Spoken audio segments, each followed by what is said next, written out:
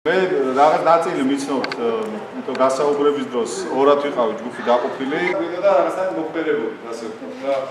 და აი ეს ყველაფერი შესაძლებელი გახდა აი ადამიანის დახმარებით. Right. Thank you for One of the key aspects of resilience from our perspective is helping your fellow citizens to be able to receive and access. მე რომელსაც ვფიქრობ, რომ ისეთია რა, სულდათ არ გაიგოთ, როგორც ვისაც დაყოფილი, რაც უნდა ისე. თეთრიც აგრა და კეფიც აგრა რა.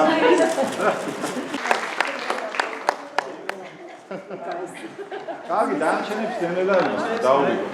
დღეს ჩვენ ავირჩიეთ 90 ახალგაზრდა მოხალისე, რომელიც 3100 ოჯახს გააცნობს იმ სახელმწიფო პროგრამების შესახებ, რომელიც არის მოხსენიებული საარსებო წყაროების სამოქმედო გეგმაში. ეს ის პროექტებია, სადაც დევნილების ჩართულობა არის მისაღები და ძალიან საინტერესო სახელმწიფოსთვის და მთელი საქართველოს მასშტაბით 6000 ოჯახს გააცნობენ მოხალისეები, მაგრამ ჩვენ დავიწყეთ სამეგრელო ზემო სვანეთიდან და კონკრეტულად ზუგდიდიდან და ზუგდიდსა და წალენჯიხაში 3000 ოჯახში შევა ინფორმაცია სახელმწიფო პროგრამების შესახებ. არ გადაყარეთ ის რაღაცა და თქვით რომ ანუ ეთიშები მე ამ პროექტს აღარ მინდა, ანუ ეს არ არის ისეთი გასაგებია. I'm very happy to პროექტი დაფინანსებულია ამერიკის შეერთებული შტატების საერთაშორისო ორგანიზაციის საგანტოს მიერ.